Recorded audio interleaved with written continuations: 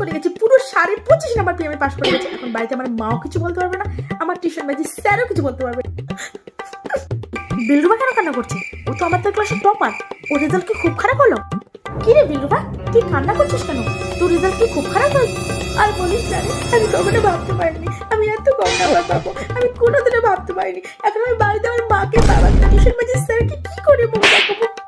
আরে হ্যাঁ, আমি তো এক্সামের দিন দেখলাম তুই তো সব লিখলি, তুই অনেকগুলো পেজও নিলি, তাহলে তোর রেজাল্ট খারাপ হয় কি করে?